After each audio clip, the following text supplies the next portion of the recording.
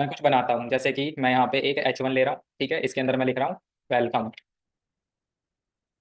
ठीक है, ये चीज़ मैंने लिख दी और यहाँ पे आके मैं इसको स्टाइल देता हूँ, स्टाइल यहाँ से नहीं दूंगा, यहाँ पे आ रहा हूँ स्टाइल, इस स्टाइल। ठीक है, और इस H1 को मैं थोड़ा सा सजाऊंगा, जैसे बैकग्राउंड कलर रेड। ठीक है, और मुझे क्या काम करना है, इसका कलर जो है रेड वाइट कर देना है। ठीक है, तो इसका लाइव करके हम देखेंगे, तो ये ऐसा कुछ हो जाएगा। ठीक है, अब मुझे क्या काम करना है, यहाँ पे एक चीज़ और ले लो, क्या लेनी होती है स्टार के अंदर, मार्जिन जीरो। ठीक है, तो ये फालतू के स्पेसेस हट जाएंगे और इसको मैं क्या कर देता हूँ, थोड़ा सा टेक्स्ट अलाइन सेंटर कर देता हूँ। समझ लो, जैसे ये मेरा एक क्या है, नेविगेशन बार है, समझ लो फिलहाल के लिए ऐसा बना हुआ है। और यहाँ पे मैं नीचे आ रहा हूँ, कुछ कंटेंट ऐड कर रहा हूँ, पैराग्राफ, जैसे मैंने यहाँ पे लोरम 500 पिक्सल का कंटेंट ऐड किया। ठीक है, सिर्फ स्क्रॉलिंग क्रिएट करने के लिए, और कुछ पर्पज नहीं है मेरा। ठीक है, तो ये मेरी स्क्रॉलिंग क्रिएट हो गई। अब देखो, मैं इस H1 पे एक पोजीशन एब्सोल्यूट का यूज करूंगा। पोजीशन एब्सोल्यूट नहीं, पोजीशन फिक्स्ड। पोजीशन फिक्स्ड, इससे क्या होगा, पोजीशन फिक्स्ड से कुछ ऐसा, अभी तो ऐसे आ रही है, जो थोड़ा सा सही भी करना पड़ेगा। कैसे, विड्थ दे दो, विड्थ 100%, तो ये फुल विड्थ हो जाएगा। ठीक है, अब मुझे क्या काम करना है, यहाँ पे इसको अगर मैं स्क्रॉल करता हूँ तो ये मेरा फिक्स हो जाएगा। ठीक है, तो ये मेरा क्या काम करता है, पोजीशन फिक्स्ड देखने के लिए। देखो, tgc.faridabad.com/add graphic design 2, ये मेरा एक नेविगेशन बार बना हुआ है। ठीक है, इसमें मैंने क्या अप्लाई किया हुआ है, पोजीशन फिक्स्ड। ठीक है, और जेड इंडेक्स की वैल्यू +10 करी हुई है, +10 मतलब हायर वैल्यू दी हुई है। तो इससे क्या होता है, ये सबसे टॉप में रहेगा और फिक्स रहेगा। ठीक है, अगर मैं पोजीशन फिक्स्ड ही लगाऊंगा तो ये भी स्क्रॉल हो जाएगा मेरा ऊपर की तरफ। ठीक है, तो यहाँ पे हम पोजीशन फिक्स्ड का यूज करते हैं, बेसिकली नेविगेशन बार पे ही करते हैं। ठीक है, तो ये चीज मेरी हो गई। अब यहाँ पे देखो, मैं एक पी को क्या करता हूँ, कट किया और इसके अंदर लिख रहा हूँ, मतलब यहाँ पे, और यहाँ पे फिलहाल के पोजीशन फिक्स्ड को कमेंट आउट कर दो। तो अभी देखो यहाँ पे इसके ऊपर मेरा क्या लिखा हुआ है, इतना बड़ा कंटेंट लिखा हुआ है। ठीक है, और ये मेरा क्या है, H1। अब मैं यहाँ पे क्या काम करूंगा, पोजीशन स्टिकी को अप्लाई करूंगा। ठीक है, स्टिकी को अप्लाई करने के बाद टॉप की वैल्यू मैं 0 दे दूंगा।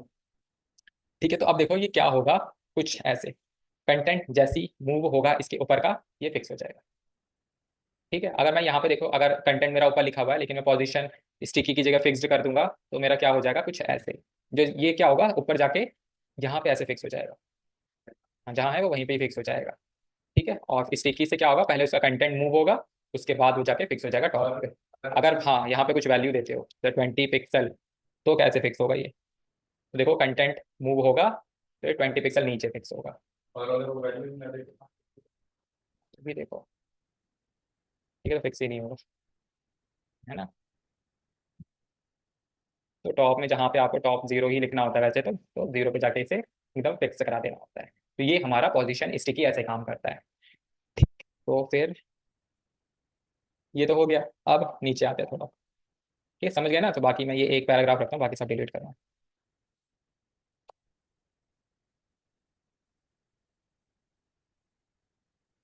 अब बचा है पोजीशन एब्सोल्यूट, वो तो मैंने कल भी बताया था। डिव डॉट बॉक्स नाम ले रहा हूँ मैं। ठीक है, और डिव मेन बॉक्स कर दो इसे, मेन बॉक्स, और डिव डॉट बॉक्स ये नाम दिया मैंने। ठीक है, कॉपी, यहाँ पे मैंने विड्थ लिखी कितनी, 300 पिक्सल। इसको 300, मेन बॉक्स को पहले से जाओ, मेन बॉक्स, यहाँ पे मैंने इसको 500 पिक्सल दिया, हाइट 500 पिक्सल। ठीक है, अभी दिख नहीं रहा, क्यों, क्योंकि मुझे इसको बॉर्डर देना पड़ेगा।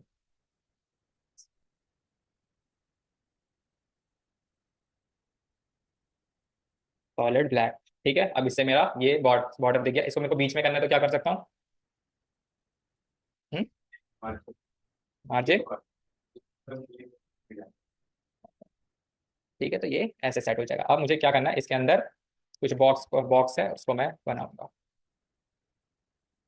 डॉट बॉक्स, इसको भी विड्थ दो, मैं दे देता हूँ उसको 150 पिक्सल, और हाइट भी 150 पिक्सल, देखने के लिए बैकग्राउंड कलर रेड। ठीक है, तो ये मैंने बना दिया, और यहाँ पे 1 ले लो, और यहाँ पे कॉपी पेस्ट पे 2 ले लो। ठीक है, ये दो चीज मेरी बन गई। बॉर्डर भी ले लो साथ के साथ। Copy paste. ठीक है, तो पोजीशन एब्सोल्यूट देखो, इससे क्या होगा पोजीशन एब्सोल्यूट से? पोजीशन एब्सोल्यूट, हम दोनों एक दूसरे के ऊपर आ जाएंगे। ठीक है, अब देखो मैं क्या काम करता हूँ, इसके अंदर एक CSS और लिख रहा हूँ, box one box two, box one box two. ठीक है, मैं बॉक्स वन पे यूज करता हूँ सारी चीजें। यहाँ पे डॉट बॉक्स वन लिया मैंने। इसमें मैं क्या काम करूंगा, टॉप लिखता हूँ 0। ठीक है, जैसे मैंने टॉप 0 लिखा ना, तो देखो मेरा बॉक्स वन यहाँ पे पहुंच गया। ये थोड़ा सा अजीब लग रहा है, एक काम करो, मैं इसको टॉप की जगह भी राइट 0 करता हूँ। RIGHT, right 0। तो ये मेरा इस तरफ चला गया। लेकिन मैं चाहता हूँ मेरा ये बॉक्स जो है इस कंटेनर के अंदर रहे, लेफ्ट राइट टॉप बॉटम इस कंटेनर के हिसाब से रहे। तो मुझे क्या काम करना पड़ेगा, जब भी आप पोजीशन एब्सोल्यूट को सिलेक्ट करते हो तो इसका जो पेरेंट कंटेनर होता है ना, उसके रिलेटिव में चीजें रखनी होती है, तो आपको यहाँ पे पोजीशन रिलेटिव देना पड़ता है। तो इससे क्या होगा, ये बॉक्स सिर्फ इस कंटेनर के अंदर ही रहेगा, बाहर कहीं नहीं जाएगा। जैसे बॉक्स में अगर आप पोजीशन एब्सोल्यूट लगा रहे हो, तो यहाँ पे इसका जो मेन बॉक्स होगा यानी मेन कंटेनर, उसमें पोजीशन रिलेटिव देना पड़ेगा जिससे वो कहीं बाहर नहीं जाएगा। ठीक है, और यहाँ पे अगर मैं इसे बॉटम 0 कर दूंगा, ये बॉटम में चला जाएगा। ठीक है, ऐसे कुछ काम करता है। एक चीज और देखो यहाँ पे, इसको कमेंट आउट करो। बॉक्स वन पे मैं क्या काम कर रहा हूँ, मैं लिख रहा हूँ लेफ्ट 0, राइट 0, राइट 0, टॉप 0। ठीक है, बॉटम 0। ठीक है, अब देखो इससे क्या होगा, लेफ्ट से मतलब एकदम 0 की तरफ, तो वही बॉक्स से खींचेगा राइट की तरफ, दोनों टच हो गए। अब टॉप से भी 0 की तरफ और बॉटम से भी 0 की तरफ, तो क्या होगा, पूरे बॉक्स में फैल जाएगा। कहाँ गया?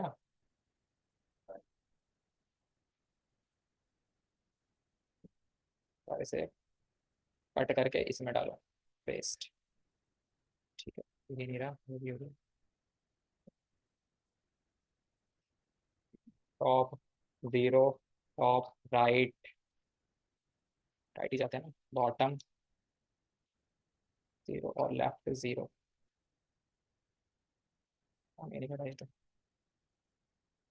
ठीक है, वैसे मुझे वही चीज़ परफॉर्म करनी थी।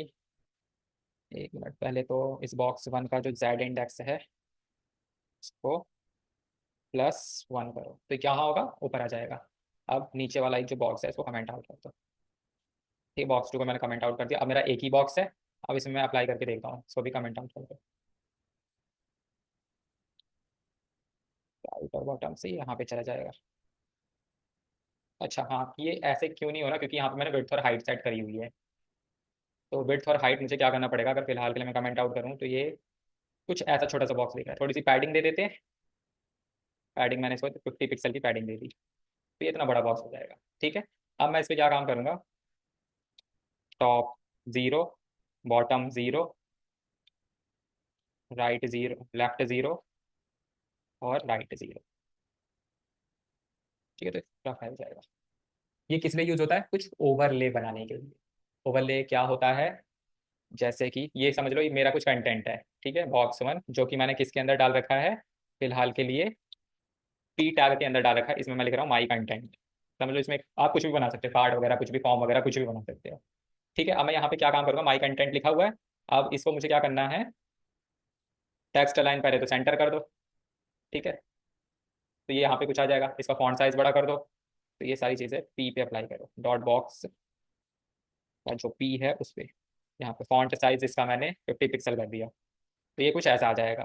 ठीक है, कलर मैंने इसका वाइट कर दिया, वाइट यहाँ पे आ गया। ठीक है, अब मैं क्या करना हूँ, इसका ओवरले तैयार करूँ, तो जो बैकग्राउंड कलर है उसको थोड़ा सा ग्रेइश में सेट कर दो, मतलब जो आपको शेडो इफेक्ट देख देने लगे, और इसको थोड़ा सा ट्रांसपेरेंट कर दो। ठीक है, अभी भी नहीं हुआ, थोड़ा सा और लाइट करो इसे, मतलब लाइट की तरफ, और इसे ट्रांसपेरेंट कर दो। ठीक है, कलर ब्लैक कर दो इसका।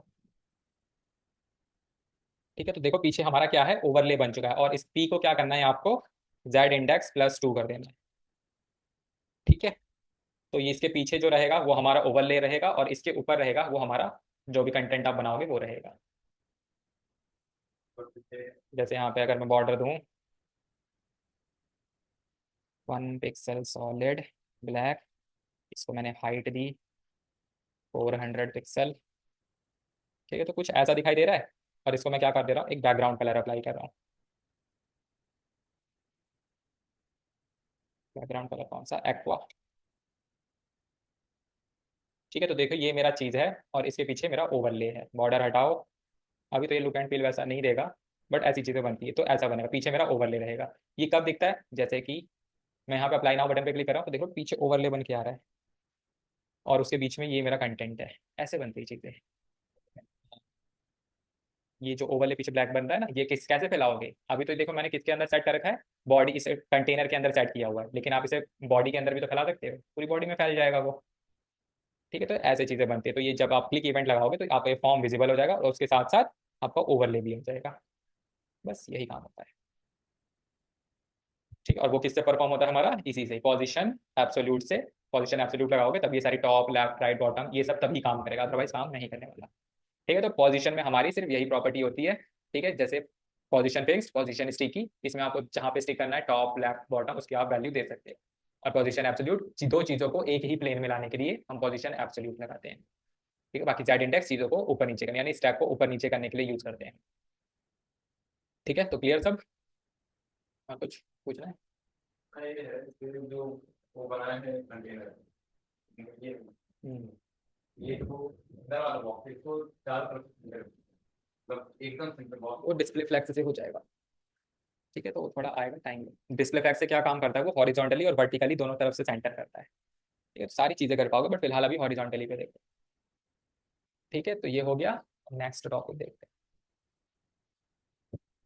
ऐसी एक प्रॉपर्टी आती है फ्लोट। फ्लोट कुछ नहीं होता, इसी में ही बता देता हूँ मैंने फिर यहाँ पे डिफ्लैग बॉक्स टू हटा दिया था क्या। हाँ, जैसे यहाँ पे मैं इसकी हाइट बस कम कर देता हूँ, 200 कर देता हूँ। ठीक है, और इसकी जो विड्थ है इसको बढ़ा देता हूँ मैं 800 पिक्सल पे। ठीक है, तो ये बड़ा हो रहा है ना, इसकी विड्थ भी सेट करनी पड़ेगी। तो यहाँ पे आके मैंने इसकी विड्थ को सेट किया कितना, पहले फॉन्ट साइज भी छोटा कर दो 20, और विड्थ को मैंने सेट कर दिया कितना, 200 पिक्सल। ठीक है, तो ये छोटा सा बॉक्स मेरा बन गया। अब मैं क्या काम कर सकता हूँ, अगर मैं इसमें फ्लोट लगाऊंगा, जैसे यहाँ पे ही पी के अंदर मैंने लिखा फ्लोट राइट, ये मेरा कहाँ चला जाएगा, राइट की तरफ। ठीक है, अगर मैं फ्लोट लेफ्ट करता हूँ तो ये मेरा लेफ्ट की तरफ आ जाएगा। ठीक है, ऐसा ही कुछ। अब मैं क्या काम कर रहा हूँ, इसी को कॉपी और पेस्ट कर दे रहा हूँ। ठीक है, तो मेरे पास दो डिव बन गए। ठीक है, अभी एक चीज़ और, मैं फ्लोट को फिलहाल के लिए कमेंट आउट करता हूँ। यहाँ पे एक बॉर्डर बना लेता हूँ, कॉपी, यहाँ पे पेस्ट। तो अभी देखो ऐसे दिख रहे हैं और मैंने कोई सी भी फ्लोट की प्रॉपर्टी अप्लाई नहीं करी हुई है। मैं यहाँ पे क्या करता हूँ, फ्लोट राइट को चालू करता हूँ। तो देखो फ्लोट राइट क्या काम करेगा, पहले तो जो एक दूसरे के नीचे थे एक दूसरे के सामने आ जाएंगे। ठीक है, तो यहाँ पे एक बार इसमें लिख दो 1 और यहाँ पे 2। ठीक है, तो देखो यहाँ पे 1 है यहाँ पे 2 है, तो ऐसे ही अरेंज होता है। आप ये नहीं सोचना हाँ उल्टा, मतलब उल्टी डायरेक्शन में होगा। ठीक है, तो इसको फिर क्या काम करो, फ्लोट राइट की जगह लेफ्ट करोगे तो लेफ्ट की तरफ यहाँ पे ही होगा, लेकिन कंटेंट ऐसे ही रहेंगे सीधे सीधे। तो जैसे आपने 3 कार्ड बनाए हैं, ठीक है, यहाँ पे मैंने इसे कॉपी किया, पेस्ट किया, यहाँ पे लिख दिया 3। ठीक है, तो फिलहाल के लिए वो क्या है, अभी मैं फ्लोट अगर अप्लाई नहीं करूंगा तो एक दूसरे के नीचे ही है। ठीक है, 1 2 3 ऐसे है। तो फ्लोट लेफ्ट को चालू कर दोगे तो वो क्या होंगे, एक इन लाइन में आ जाएगा और सीधी डायरेक्शन में आएगा लेफ्ट में, लेकिन राइट लिखोगे तो उल्टी डायरेक्शन में आएगा। राइट। ठीक है, तो देखो ऐसे कुछ, तो जो बेसिकली तो हमारा जो फ्लोट प्रॉपर्टी होती है वो हम सिर्फ एक बॉक्स के लिए यूज करते हैं। यानी हमें कोई बॉक्स जैसे लेफ्ट में उसे डायरेक्टली सीधा एंड में भेजना है तो हम फ्लोट राइट कर देते हैं, वो एंड में चला जाता है बिना मार्जिन पैडिंग का यूज। हाँ, उससे भी चला जाएगा।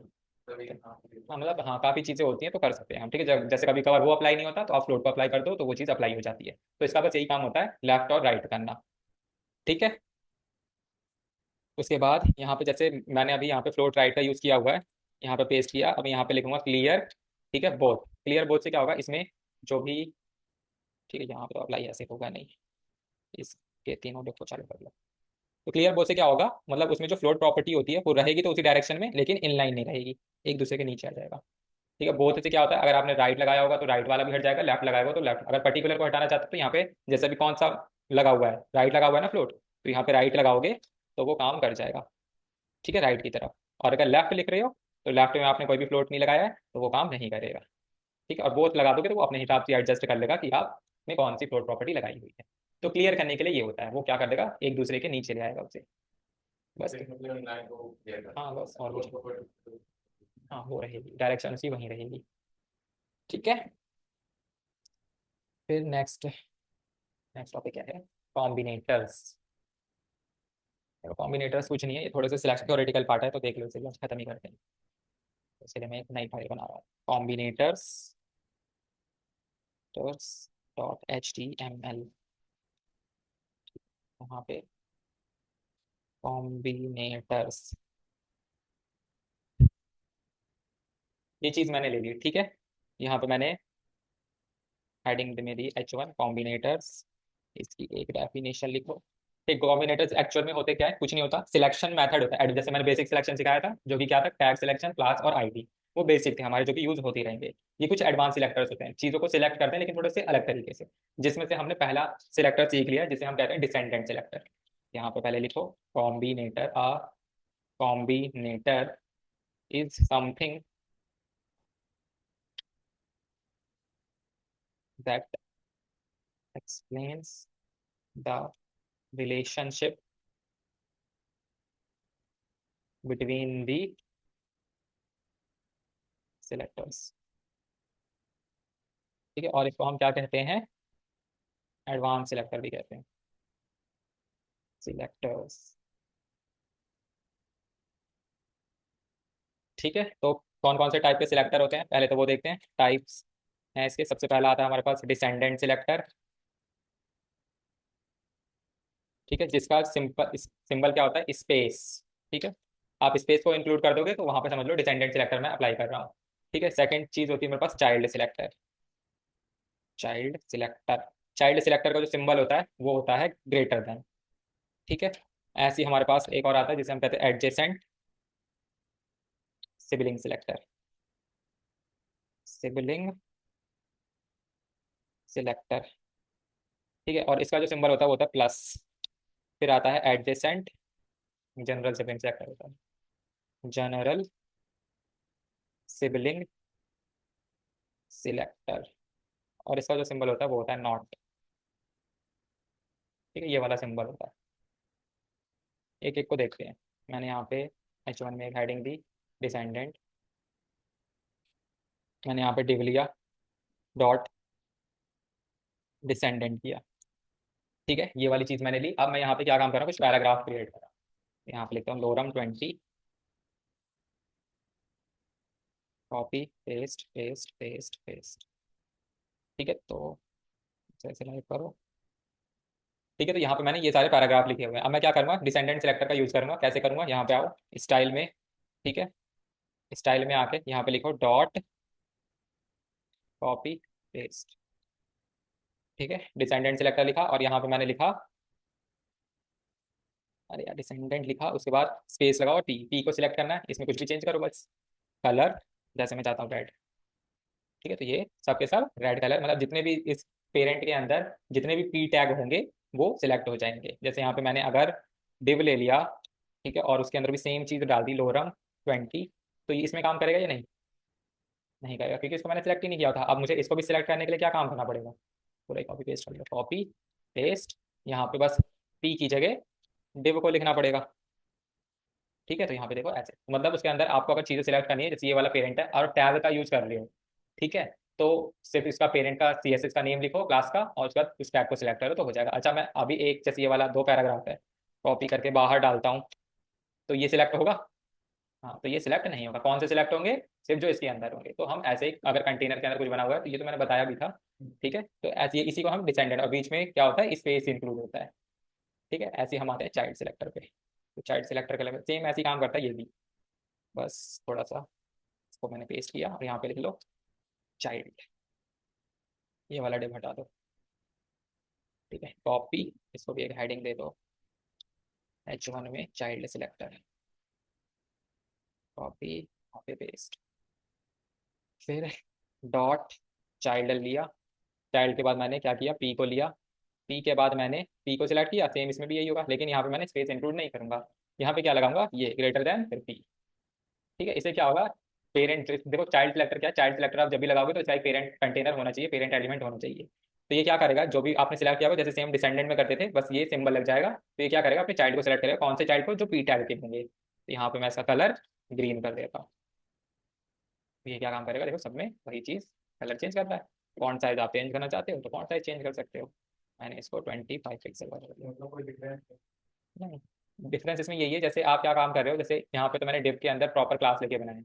जैसे यहाँ पे आप क्या काम करते हो, नहीं वैसे कोई डिफरेंस नहीं, सेम ही है। क्योंकि आप पी टैग के अंदर कोई भी, मतलब पेरेंट एक्चुअल में होना चाहिए, उसके बाद उसका जो टैग नेम होना चाहिए वो। चाइल्ड सिलेक्टर में हमारा पेरेंट चाइल्ड एलिमेंट होना चाहिए, उसके अंदर जो भी आप करना चाहते हो वो। ठीक। मतलब अंतर अंतर कोई पिक्चर है। यहाँ पे जैसे मैंने स्कैन टैग लिया, इसको मैंने पेस्ट कर दिया। मुझे इसको सिलेक्ट करना है, बताओ इसमें कुछ अलग से चीज़ें डालनी, चाइल्ड सिलेक्टर के थ्रू कैसे करूँगा, कैसे सिलेक्ट करूँगा, सिलेक्शन बताओ ना। डॉट चाइल्ड, फिर ग्रेटर देन, फिर पी पे जाएंगे हम। ठीक है, फिर उसके बाद हम स्पैन पे जाएंगे, क्योंकि स्पैन किसका चाइल्ड है, पी का। ठीक है, तो ऐसे चलेंगी, चलेगी चीज़ें। ऐसे सेम उसमें भी चलेगा, डिसेंडेंट में भी। ठीक है, उसमें बस क्या करोगे, स्पेस को इंक्लूड करोगे। जैसे आपने पी के अंदर कोई भी क्या कर लिया, स्पैन टैग ले लिया, तो उसको भी ऐसे सिलेक्ट करोगे। तो यहाँ पे इसको मैं चाहता हूँ इसका कलर रेड हो जाए। ये देखो ये रेड हो जाएगा पर्टिकुलर पार्ट। फिर एच आर आते हैं, H1 पे आते हैं, एडजेसेंट सिबलिंग सिलेक्टर। इसमें देखो मुझे कोई डिव डिव बनाने की जरूरत नहीं है, सिर्फ मैं पैराग्राफ को ले रहा हूँ और यहाँ पे पेस्ट कर रहा हूँ। ठीक है, ये चीज़ मैंने ली है। अब मैं यहाँ पे क्या काम करूँगा, एक क्लास दूंगा बस यहाँ पे। ठीक है, एक पैराग्राफ को मैं क्लास दे रहा हूँ, जैसे यहाँ पे इसको मैंने क्लास दे दी एडजेसेंट। ठीक है, एडजेसेंट ही कॉपी किया, ऊपर आया, डॉट पेस्ट। ठीक है, एडजेसेंट ऑफ, इसका सिंबल क्या है, प्लस कौन सा, पी। ठीक है, मैंने इसको कलर दे दिया, क्या कलर, ब्लू, ब्लू कलर दे दिया। तो ये क्या काम करेगा, जहां पे आपने क्लास दिया होगी उसके नेक्स्ट वाले को सिलेक्ट, एडजेसेंट का मतलब बगल वाले को सिलेक्ट करेगा। ठीक है, अब मैंने इसमें जैसे यही वाली क्लास कॉपी करके इसमें पेस्ट कर दी, तो ये किसको सिलेक्ट करेगा अब। ठीक है, इसको छोड़ के इस वाले यानी लास्ट वाले को सिलेक्ट करेगा, तो देखो ये लास्ट वाला सिलेक्ट कर दो। मुझे इससे कोई काम करते हैं। नहीं होता है, हम डिसेंडेंट सिलेक्टर का यूज करते हैं, चाइल्ड सिलेक्टर का यूज करते हैं। ठीक है, और जैसे अगर ऐसा कुछ इवन ऑड में सिलेक्शन है तो कर लेते हैं। ठीक है, मुझे मैंने तो आज तक यूज नहीं किया, तो फिलहाल तो मुझे नहीं लगता कोई यूज है। जनरल सिबलिंग सिलेक्टर, सेम चीज इसमें भी करूँगा, कॉपी करो, एच आर, पेस्ट, यहाँ पे जनरल लिख दो, और यहाँ पे आके नॉट लगा दो। ठीक है, और यहाँ पे भी क्लास इसको दे दो जनरल, और ये चीज़ हटा दो यहाँ से। ठीक है, जनरल सिबलिंग सिलेक्टर, अब इसमें कुछ लगा के देखते हैं, कॉपी। तो जैसे ही नाम से ही बता रहा है जनरल सिबलिंग मतलब क्या होता है, इसका सिंबल नॉट, इसके आगे मैं पी को सिलेक्ट करना चाहता हूँ। इसका कलर मैं फिलहाल के लिए ब्लू वॉलेट कर देता हूँ। बताओ सिबलिंग क्या होता है, भाई बहन। ठीक है, ठीक है, तो ये क्या काम करता है जनरल सिबलिंग सिलेक्टर, जैसे एडजेसेंट सिबलिंग सिलेक्टर क्या काम कर रहा है, अपने भाई बगल वाले भाई को सिलेक्ट करता है। ये क्या काम करता है, अब खुद को छोड़ के अपने सभी भाइयों को सिलेक्ट करेगा। ठीक है, देखो खुद को छोड़ के नीचे जितने भी पी है उनको सिलेक्ट कर रहा है। तो बस यही हमारा जनरल सिबलिंग सिलेक्टर है। ये कुछ एडवांस सिलेक्टर हो जाते हैं, अगर आपको कभी ऐसी नीड पड़ती है कि मुझे जस्ट उसके नेक्स्ट वाली चीज़ सिलेक्ट करनी है, तो आप ऐसे कर सकते हो। उसको छोड़ के पर्टिकुलर सारी चीज़ को सिलेक्ट करनी है तो जनरल सिबलिंग सिलेक्टर लगा सकते हो। बाकी ये दो तो यूज होते ही रहते हैं, और सबसे ज़्यादा हम डिसेंडेंट सिलेक्टर का यूज तो करते ही आ रहे हैं अभी से ही। ठीक है, तो यही हमारे सिलेक्शन, एडवांस सिलेक्शन मेथड्स हो जाते हैं। क्या नाम कोई मतलब नहीं, चाइल्ड यूज होता है। ठीक है, जैसे जावास्क्रिप्ट वगैरह में चाइल्ड वगैरह का यूज कर सकते हैं। चाइल्ड डिसेंडेंट हाँ, वैसे ही काम करता है। डिसेंडेंट का कर लो, सबसे ज़्यादा तो डिसेंडेंट ही यूज होता है। नेक्स्ट होता है,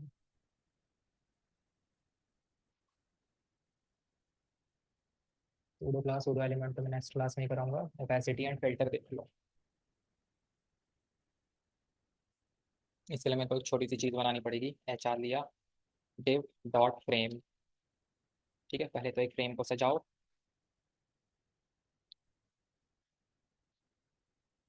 यहाँ पर मैंने विड्थ ली कितनी, 300 पिक्सल। हाइट मैंने ली फॉर 300 पिक्सल। बॉर्डर लिया 10 पिक्सल, सॉलिड रेड, सॉलिड नहीं, ग्रूव, यार ग्रूव लेते हैं इस बार। ठीक है, तो इसको हम देखेंगे तो ये हमारा फ्रेम बन के रेडी हो जाएगा। इसमें एक इमेज ले लेते हैं, टॉम चेरी वाली, save images Tom and Jerry. ठीक है, और इसको हम अपने फोल्डर में जाके सेव कर लेते हैं। Classes 12 pm batch CSS 21। ये मैंने कहाँ बना रखा है? ये उसके बाद फाइल से बनाया तो है। ये सर उनके वाले की सर अच्छा, इसी में कोई बात नहीं, यहीं पे पेस्ट कर देते हैं। तो इसको मैं बैक आऊँगा और वर्डप्रेस में 2210 यहाँ पे सेव करूँगा। ठीक है, तो ये हमारी इमेज आ जाएगी। अब इसको हम यहाँ पे लगाते हैं।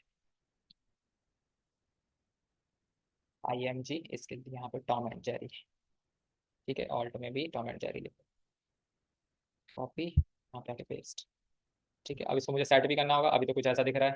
ठीक है, तो सेट करने के लिए कॉपी पेस्ट IMG, यहाँ पे विड्थ 100%, हाइट 100%। थोड़ा बड़ा है। चलो 400 पिक्सल। ठीक है, और हाँ, बस इतना रहना है। अब देखो यहाँ पे मैं कुछ फिल्टर प्रॉपर्टी का यूज़ करूँगा, और वो किस पे करूँगा? इमेज के अंदर। तो यहाँ पे मुझे लिखना होता है फिल्टर। एक उससे पहले क्या काम करो, एक ओपेसिटी की देख लो। ठीक है, लेकिन ओपेसिटी इसमें लिखेगी, देखते हैं। ओपेसिटी जैसे मेरे को किस ओपेसिटी की वैल्यू कहाँ से कहाँ तक देनी होती है? 0 से लेके 1 तक। तो यहाँ पे मैं 0.5 लिख रहा हूँ। तो अगर मैं इस पे, तो ये मेरी क्या होगी? 0.5, मतलब ट्रांसपेरेंट हो जाएगी। एक काम करो, जब मैं फ्रेम पर कॉपी होवर करूँ, ठीक है, फ्रेम इमेज को ही लेना पड़ेगा, IMG पर होवर करूँ तब ये चीज़ें काम करें, तो ऐसा थोड़ा लुक एंड फील आएगा। कंट्रोल V और पेस्ट।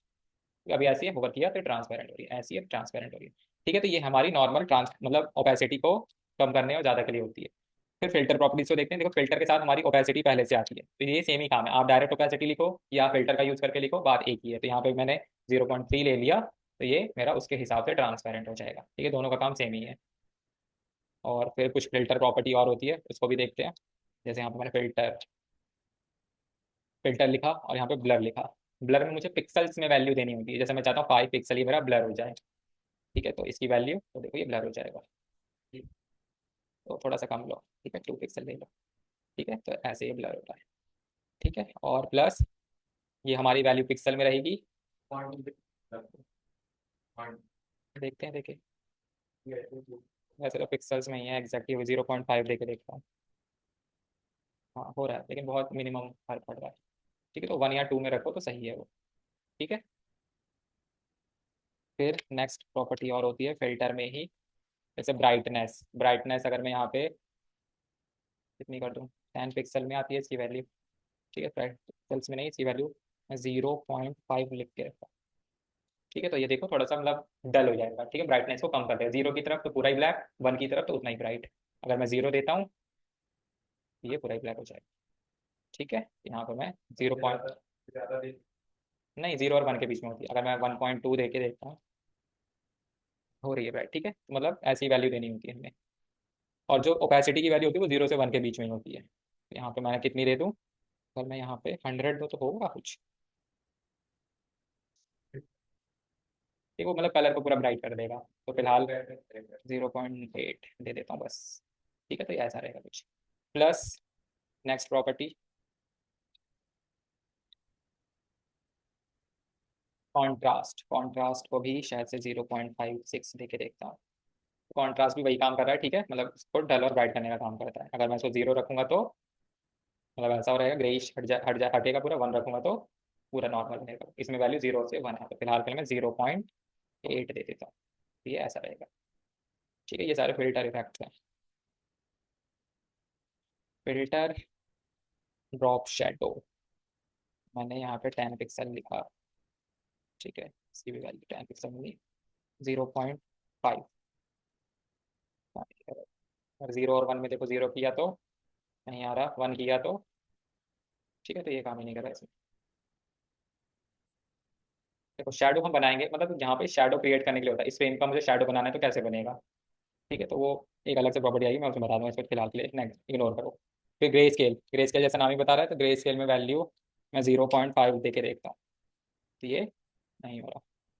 3 पिक्सल, 2 पिक्सल, तो ये भी नहीं हो रहा।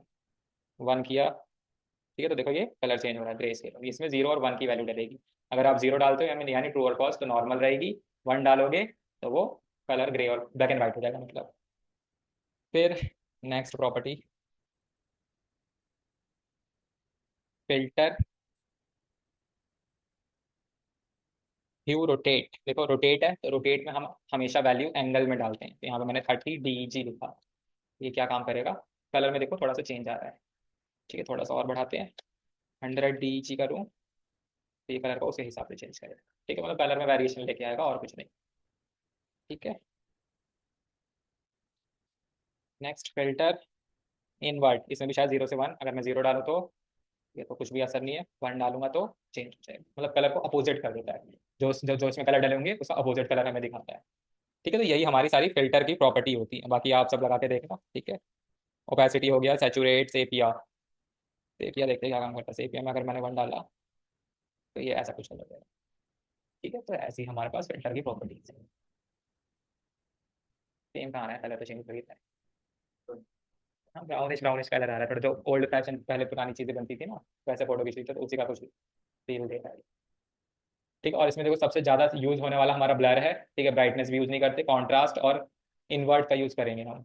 ठीक है, इसका हम यूज करते हैं, सेपिया वगैरह को यूज नहीं है। ओपेसिटी भी सबसे ज्यादा यूज होती है। ठीक है, लेकिन ओपेसिटी को हम डायरेक्ट यूज करते हैं। ठीक है, ब्लर यूज होगा, ब्राइटनेस नहीं, कॉन्ट्रास्ट भी नहीं होता, ग्रे स्केल कर सकते हैं अगर हमें कुछ ब्लैक एंड व्हाइट में कन्वर्ट करना है। You rotate I don't think so use होता है, और इन्वर्ट यूज कर लेते हैं। ठीक है, बट इन्वर्ट भी ज्यादा यूज नहीं होता, सबसे ज्यादा ओपेसिटी और ब्लर यूज होता है। ठीक है, तो यही हमारा टॉपिक था, कुछ पूछना है बाकी कल करेंगे अब। ठीक है, अब देखो आपका कल सूडो क्लास होगा, तो मैं उसमें बता रहा था ना एनएच चाइल्ड। ठीक है, लिंक वगैरह पे थोड़ा सा काम करेंगे, वही सब देखेंगे। तो मतलब सूडो क्लास और सूडो एलिमेंट की चीज़ें हम देखेंगे, और ये इंपॉर्टेंट रहता है चीज़ें। सूडो क्लास बहुत यूज होती है, सूडो क्लास और एलिमेंट दोनों। उसके बाद हम नेविगेशन बार पे आ जाएंगे, जैसे नेविगेशन बार आता है फिर आप चीज़ें बनाना सीखोगे। बस एक क्लास और रहेगी, फिर आप उसके बाद नेविगेशन बार सीखेंगे, मेगा नैप बार सीखेंगे, इमेज गैलरी बनाना सीखेंगे, फॉर्म बनाना आ जाएगा। ठीक है, फिर ग्रेडियंट वगैरह सब सीखेंगे, शैडो भी लगाना सीखेंगे, flex box animation, transform, transition, animation वगैरह सब आ जाए। मतलब नेविगेशन बाद जैसे शुरू हुआ तो आपके बड़े बड़े टॉपिक शुरू हो जाएंगे। ठीक है, बाकी अभी इसमें क्या प्रैक्टिस करोगे, इसमें ये तो थ्योरेटिकल था वैसे, बस चीज़ें समझनी थी आपको। ठीक है, बाकी तो फिल्टर प्रॉपर्टी देख लेना, एक इमेज बनाना उसमें अप्लाई करके देखना। ठीक है, बाकी मैं क्लास एंड कर रहा हूँ, आप जा सकते हैं।